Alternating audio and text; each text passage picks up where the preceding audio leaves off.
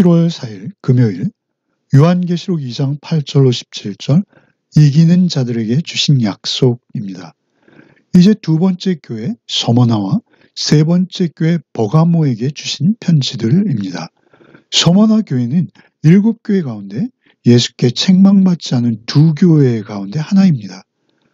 예수님만을 믿고 따르는 삶을 살고자 모든 것을 내려놓고 하늘의 부요함만을 바라보며 견뎌내는 아주 모범적인 교회였죠. 이어지는 버가모 교회는 어떻습니까? 외부의 밖에는 아주 잘 견딤으로 칭찬을 받습니다. 그러나 내부적으로 심각한 위기를 경험하고 있는 상황이죠.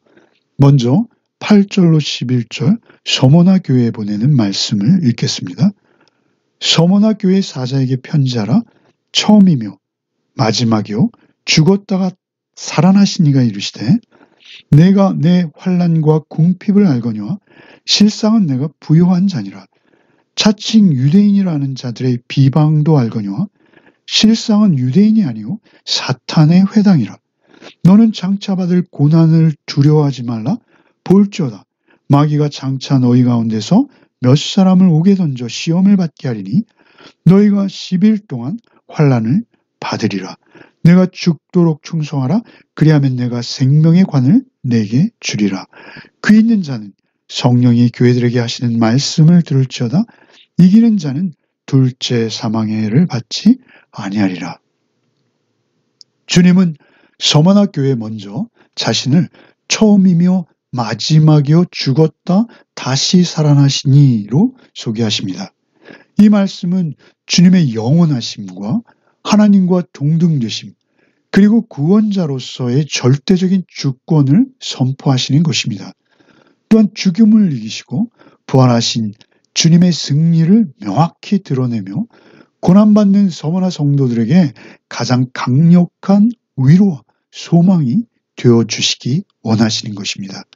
그들은 지금 어떤 고통 속에 있든지 죽음을 이기신 주께서 모든 것을 주관하실 뿐만 아니라 그들에게 편지를 보내시는 분이심을 확신할 때 그들은 큰 위로와 소망을 얻을 수 있는 것이죠.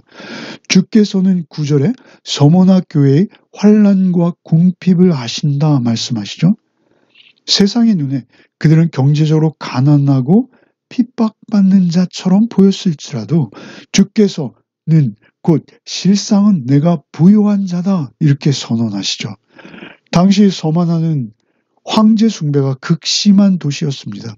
그리스도인으로 살아간다는 것은 경제적으로 사회적으로 심각한 박해를 감수해야 하는 험한 길이죠. 그들은 재산을 몰수당했고 직업을 잃어버리고 심지어는 생명까지 위협받는 아주 극심한 어려움 속에 있었습니다. 그러나 주께서는 그들의 영혼이 하늘의 부요로 가득하다 하시는 것이죠. 세상의 어떤 재물과도 비교할 수 없는 진정한 부자다라고 하시는 것입니다. 하나님의 시선으로 그들을 바라봐 주시는 것입니다. 그들 역시 그 말씀을 들을 때 더욱 그들의 눈을 들어 하늘의 영원한 가치로 시선을 돌릴 수 있게 되는 것이죠. 특히 그 지역 유대인들에게 그들은 아주 심각한 위협을 받고 있었습니다. 그 유대인들, 그 지역에 있는 그들은 사회적 기반이 이미 탄탄해졌고 영향력이 컸을 것으로 생각됩니다. 그렇게 이들이 그리스도인들을 적극적으로 배척하고 고발하고 있었던 것이죠. 서머나 성도들이 참으로 기본적인 생계조차 위협받을 만한 상태인 것이죠. 주께서 그 유대인의 모임을 사탄의 회당이라고 부르십니다. 그들이 스스로 자신들을 하나님의 회당이라고 부르고 있었지만 실상은 그들이 사탄의 도구가 되었다는 것입니다. 복음을 대적하고 있음이 명확하다라는 것이죠. 이것은 단순한 유대인에 대한 비난만은 아닙니다. 하나님의 이름을 빙자해서 하나님의 백성을 대적하는 모든 세력들에 대한 하나님의 준엄한 경고인 것이죠. 주께서는 10절에 서머나 성도들에게 장차 받을 고난을 두려워하지 말라고도 말씀하시죠. 놀랍게도 주님은 그들을 환난에서 건져내 주시겠다 약속하지 않으십니다. 오히려 시련이 올 것이며 그들 중 몇 사람은 옥에 갇힐 것이라 경고하시죠. 하지만 주님께서 이렇게 명령하십니다. 죽도록 충성하라. 그러면 내가 생명의 멸류관을 내게 주리라. 그리고 10일 동안이라는 것입니다. 그 고난은 10일 동안이라는 것이죠. 이러한 표현은 문자 그대로 열흘이 아닙니다. 한정된 기간이라는 것이죠. 그 고난의 끝이 정해져 있다라는 것입니다. 이 땅의 고통은 잠시뿐이요 결국 주께서 주시는 영원한 승리가 너에게 있다라고 약속하시는 것입니다. 이 말씀은 단순히 고난을 견뎌내라 이런 의미를 넘어서는 것이죠. 고난 속에서도 변함없이 주님만을 신뢰하고 그분께 온전히 헌신하라라는 요구도 되는 것입니다. 죽음 앞에서 믿음을 포기하지 않는 자에게 주께서 영원한 생명의 멸류관을 약속하시는 것입니다. 또한 주께서 그 이기는 자들에게 둘째 사망, 곧 하나님과의 영원한 분리를 결코 경험하지 않겠다라고 선언하십니다. 예수 그리스도를 믿는 믿음으로 이제 이미 하나님과 화목하게 된 자들이기에 영원한 생명이 약속되었다라는 말씀입니다.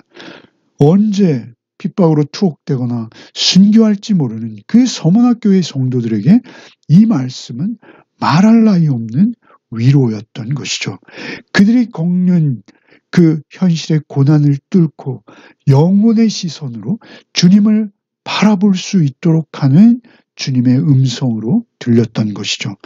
여러분 히브리서 11장 26절에 기록된 모세의 고백과 유사하지 않습니까?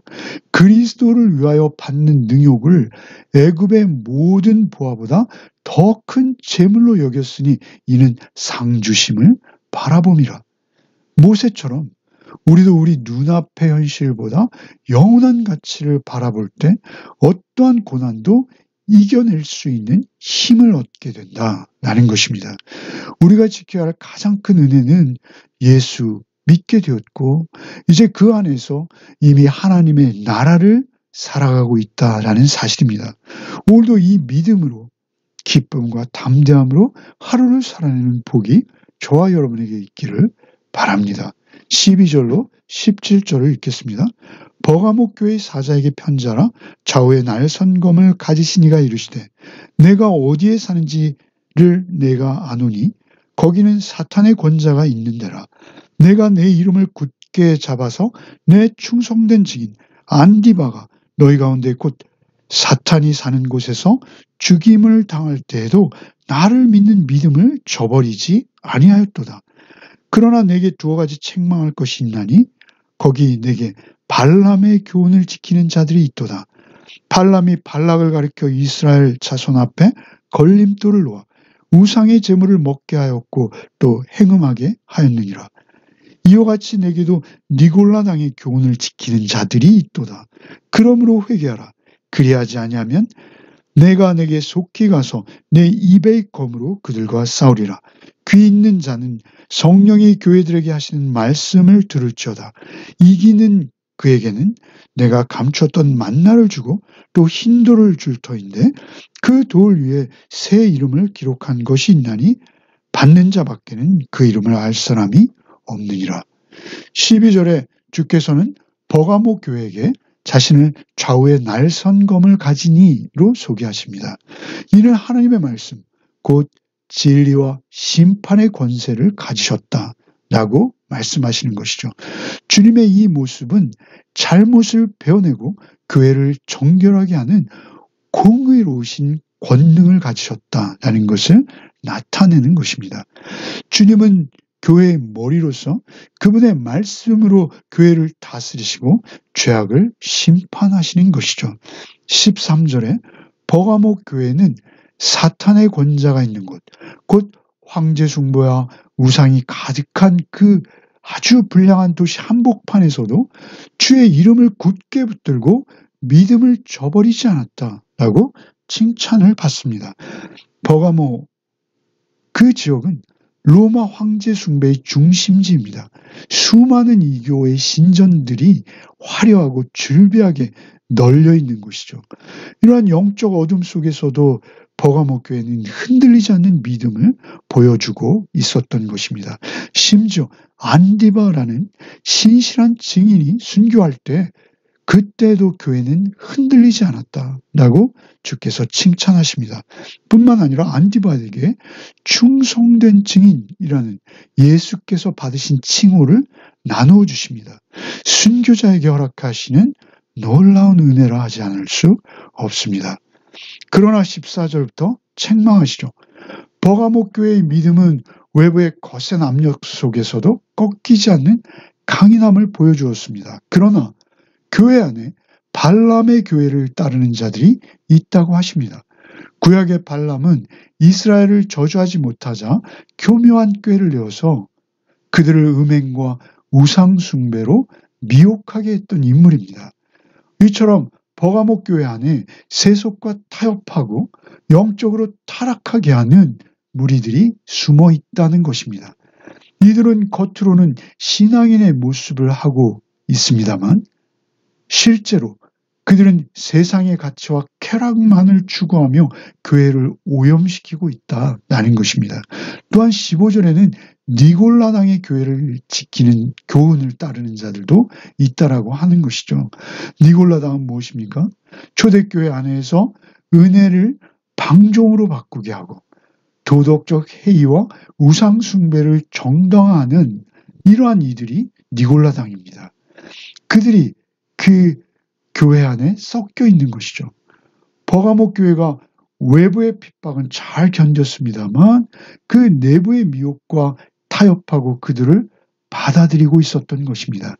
외부의 적보다 그 내부의 부패가 더 위험하다라고 경고하시는 것이죠. 신앙의 이름으로 죄를 합리화하고 세상과 타협하는 교회들이 얼마나 많은지요. 그것이 교회를 가장 병들게 하는 가장 악랄한 독이 되는 것이죠. 이에 주님은 16절에 단호하게 말씀하시죠. 그러므로 회개하라. 그렇지 않으면 내가 내게 속히 임하여 내 입의 검으로 그들과 싸우리라. 입의 검으로 싸우신다는 것은 무엇입니까? 하나님의 말씀으로 교회를 심판하고 정화하시겠다는 엄중한 경고이시며 동시에 또한 이것은 사랑의 책망으로도 보아야 합니다. 주께서는 교회를 사랑하십니다. 그러기에 그 안에 있는 죄악들을 그대로 두지 않으시고 말씀의 검으로 깨끗하게 하시겠다 하시는 것이죠. 회개만이 교회가 다시 건강해지고 주님과 관계를 회복하는 유일한 길이다라고 강조하시는 것입니다. 17절의 끝으로 주님은 이기는 자에게 두 가지 놀라운 약속을 주시죠. 하나는 감추었던 만나입니다. 광야에서 하나님이 이스라엘을 먹이셨던 그 하늘의 양식이죠. 곧 예수 그리스도 자신을 상징하는 것입니다. 말씀이 육신이 되신 예수께서 우리에게 성찬을 명령하셨죠. 신자에게 주시는 하늘의 생명과 그 깊은 교제를 뜻하는 것이 하늘의 만나입니다. 그 영적 양식을 통해서 우리가 영원히 만족할 수 있게 된다라고 하시는 것이죠. 세상의 어떤 것으로도 채울 수 없는 그 영원한 생명과 만족이 오직 주님 안에만 있다라고 약속하시는 것입니다. 그리고 또 다른 하나가 있죠. 흰 돌과 그 위에 기록된 새 이름을 주시겠다 하십니다. 흰 돌은 고대 법정에서 무죄 선고를 상징했다고 합니다.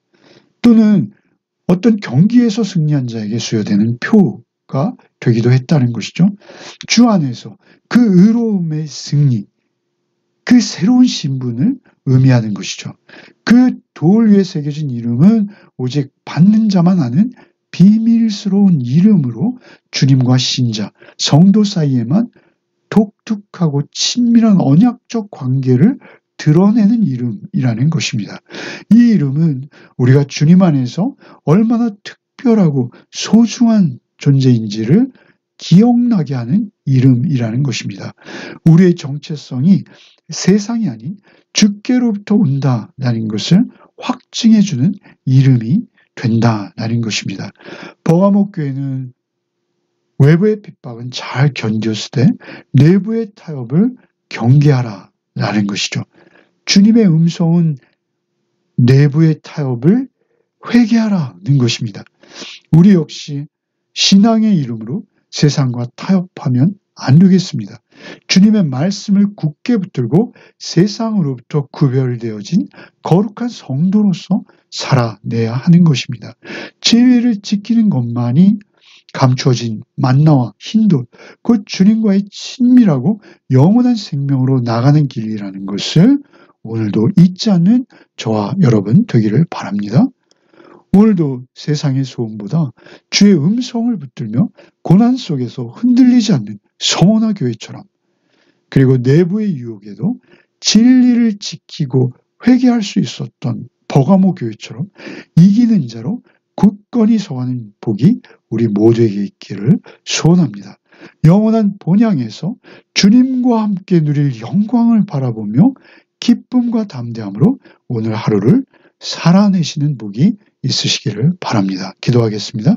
사랑과 공의의 주님, 오늘도 서머나교회의 믿음과 버가목교회의 진리수호를 통해 저희를 격려해 주심에 감사드립니다.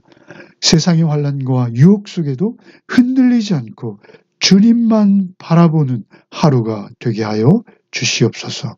말씀의 검을 붙들고 승리하며 이기는 자로 살아내는 하루가 되게 하여 주시옵소서.